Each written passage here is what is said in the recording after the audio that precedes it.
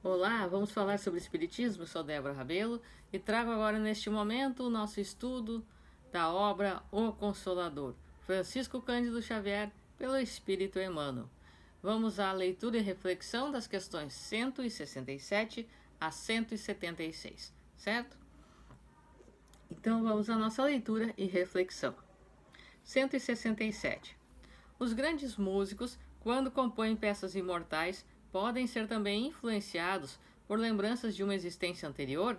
Resposta: essa atuação pode verificar-se no que se refere às possibilidades e às tendências, mas no capítulo da composição, os grandes músicos da Terra, com méritos universais, não obedecem a lembranças do pretérito, e sim a gloriosos impulsos das forças do infinito, porquanto a música na Terra é, por excelência, a arte divina.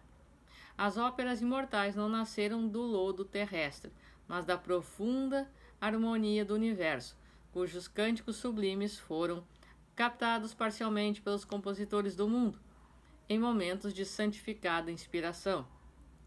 Apenas desse modo podereis compreender a sagrada influência que a música nobre opera nas almas, arrebatando-as em quaisquer ocasiões as ideias indecisas da terra, para as vibrações do íntimo com o infinito.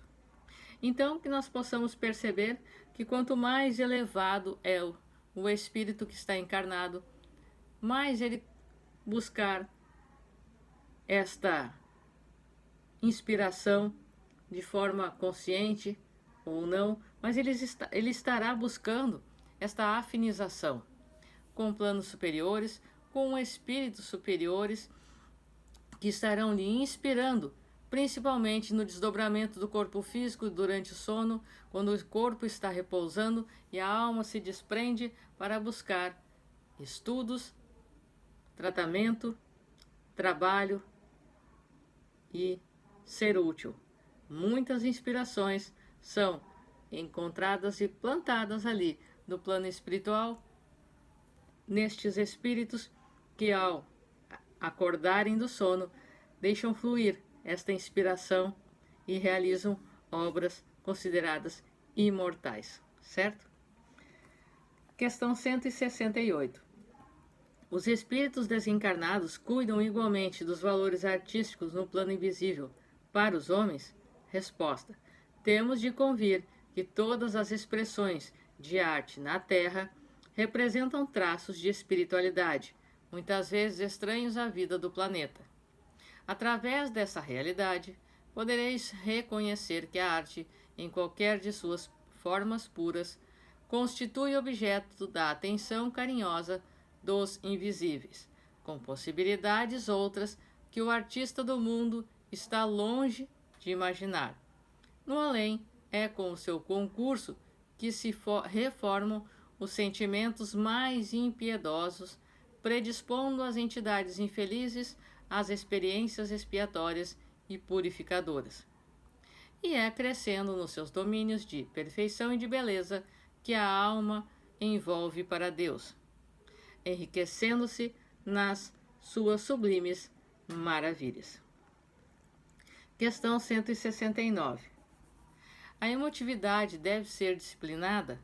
Resposta: qualquer expressão emotiva deve ser disciplinada pela fé, porquanto a sua expansão livre, na base das incompreensões do mundo, pode fazer-se acompanhar de graves consequências.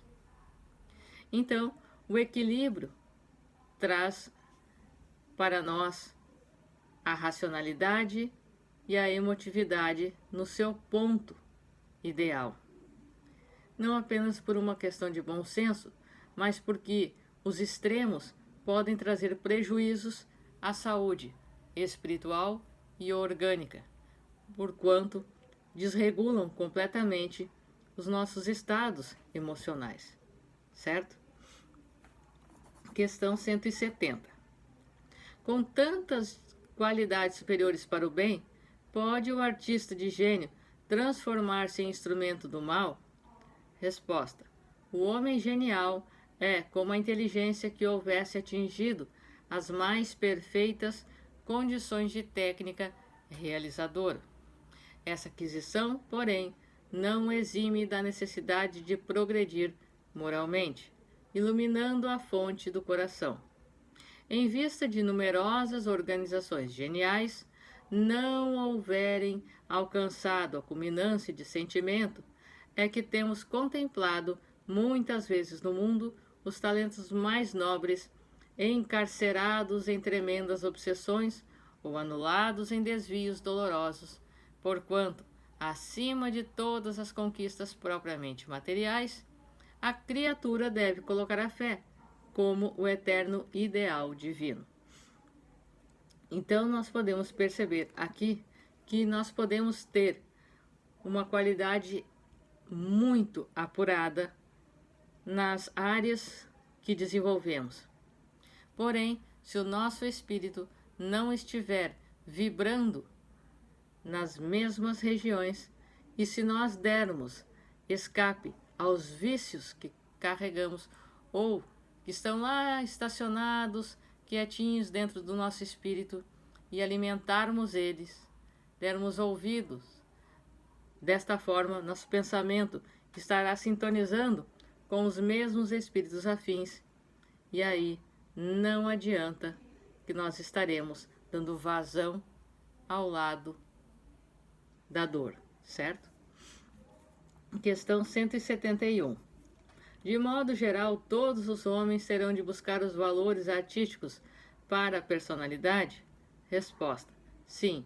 Através de suas vidas numerosas, a alma humana buscará a aquisição desses patrimônios, porquanto é justo que as criaturas terrenas possam levar da sua escola de provações e de burilamento, que é o planeta, todas as experiências e valores suscetíveis de serem encontrados nas lutas da esfera material.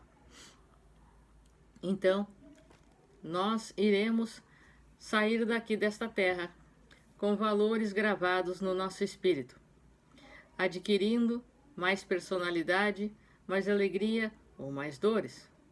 E tudo isto irá compor o nosso espírito, nos elevando desta forma e nos aprimorando dos nossos dotes intelectuais, digamos assim.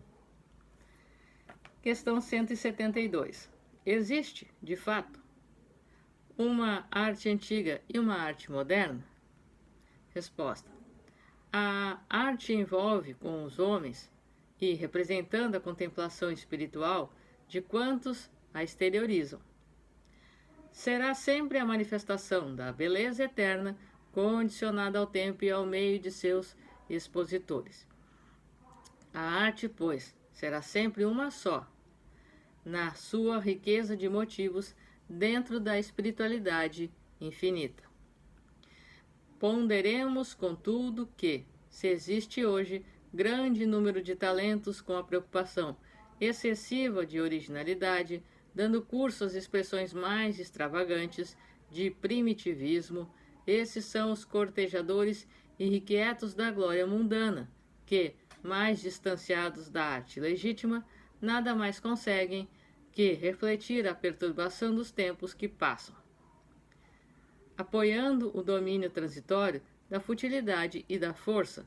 Eles, porém, passarão como passam todas as situações incertas de um cataclismo, como zangões da sagrada colmeia da beleza divina, que, em vez de espiritualizarem a natureza, buscam deprimi-la com as suas concepções extravagantes e doentias. Então nós podemos perceber que a materialidade e a superficialidade nos fatos tem tempo curto, tem prazo de expiração. E tudo isso passa. O que fica é o que é gravado em nosso espírito e é aquilo que provém dos planos elevados. Passam gerações e gerações e sempre são lembrados como marcos na humanidade. Certo? Questão 173. Como devemos entender a simpatia e a antipatia? Resposta: a simpatia ou antipatia tem as suas raízes profundas no espírito, na sutilíssima entrosagem dos fluidos peculiares a cada um, e, quase sempre, de modo geral, atestam uma renovação de sensações experimentadas pela criatura, desde o pretérito delituoso em iguais circunstâncias, perdão. Devemos, porém, considerar que toda antipatia, aparentemente a mais justa, deve morrer para dar lugar à simpatia que edifica o coração para o trabalho construtivo e legítimo da fraternidade. Hoje, aqueles que são difíceis para nós convivermos, no amanhã serão nossos grandes amigos. Basta que nós cortemos este laço de dor e demos início, a partir deste momento, a orarmos e colocarmos um fim na animosidade. Ah, mas continua me tratando mal, continua espetando ali meu espírito aonde me machuca. A cada um segundo as suas obras. Nós não precisamos, nem devemos, sermos inimigos de alguém só porque alguém não gosta de nós. Cada um faça a sua parte e estaremos caminhando para o rumo de mãos dadas, certo? Questão 174. Podemos obter uma definição da amizade? Resposta. Na gradação dos sentimentos humanos, a amizade sincera é bem o oásis de repouso para o caminheiro da vida. Na sua jornada de aperfeiçoamento, quem sabe ser amigo verdadeiro e, sempre, o emissário da ventura e da paz, alistando-se nas fileiras dos discípulos de Jesus, pela iluminação natural do espírito que, conquistando as mais vastas simpatias entre os encarnados e as entidades bondosas do invisível, sabe irradiar por toda a parte as vibrações dos sentimentos purificadores. Ter amizade é ter coração que ama e esclarece, que compreende e perdoa nas horas mais amargas da vida. Jesus é o divino amigo da humanidade. Saibamos compreender a sua afeição sublime e transformaremos os nossos ambientes afetivos num oceano de paz e consolação perenes. A amizade, então, vem trazer o consolo e o apoio amigo, o apoio, já diria, àqueles que se aproximam de nós. Esta afeição, esta ligação, ela não depende de laços de sangue e são muitas vezes mais fortes do que qualquer outro laço. Porque estamos nos aproximando por afinidades, por simpatias, por gratidão, por amor puro e verdadeiro, diluído desta forma, certo? E isto ultrapassa encarnações e não depende de estarmos no mesmo plano terreno ou espiritual, certo? Questão 175. O Instituto da Família é organizado no plano espiritual antes de projetar-se na Terra? Resposta. O colégio familiar tem suas origens sagradas na esfera espiritual. Em seus laços, reúnem-se todos aqueles que se comprometeram no além a desenvolver-se na Terra uma tarefa construtiva de fraternidade real e definitiva. Preponderam nesse intuito divino os elos do amor, fundidos nas experiências de outras eras. Todavia, aí concorrem igualmente os ódios e as perseguições do pretérito obscuro, a fim de se transfundirem em solidariedade fraternal com vistas ao futuro. É nas dificuldades provadas em comum, nas dores e nas experiências recebidas, na mesma estrada da evolução redentora, que se olvidam as amarguras do passado longínquo, transformando-se todos os sentimentos inferiores em expressões regeneradoras e santificadas. Purificadas as afeições, acima dos laços de sangue, o sagrado instituto da família se perpetua no infinito, através dos laços imperecíveis do espírito. Então, nós podemos perceber que os laços de família vêm trazer o ajuste entre vários e vários espíritos que, nesse intercâmbio, nessa volta de pai, mãe, filho, avô, tio, tia, entre outros, a forma de estar mais próximo ou mais distante e aparar essas arestas, os espinhos e animosidades que existem entre ambos e evoluírem. Muitas vezes vemos famílias ligadas por vícios entre todos aqueles. Às vezes, a maioria deles tem afinidades ou animosidades, mas um ali no meio é colocado para despertar o germe de alguma coisa, que precisa crescer e não consegue de outra maneira. Então, muitas vezes causa perturbações no seio familiar. Mas, de qualquer maneira, oremos uns pelos outros, porque iremos evoluir desta maneira e iremos crescer. Temos que compreender, por mais difícil e doloroso que seja, de que aquele que me causa mais preocupação, muitas vezes é realmente um enfermo muito grande de alma e que pode não conseguir fazer. Não é porque não queira, muitas vezes não consegue agir de outra maneira, por mais que machuque a cada um de nós. E agora a nossa última questão, nosso vídeo de hoje, a questão 176.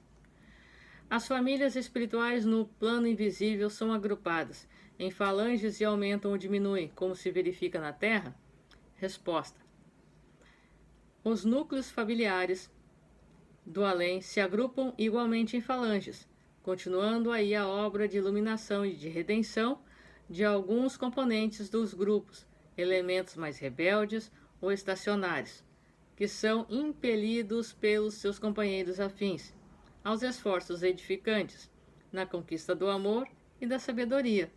De maneira natural, todos esses núcleos se dilatam à medida que se aproximam na compreensão do Onipotente, até alcançarem o luminoso plano de unificação divina com as aquisições eternas e inalienáveis do infinito.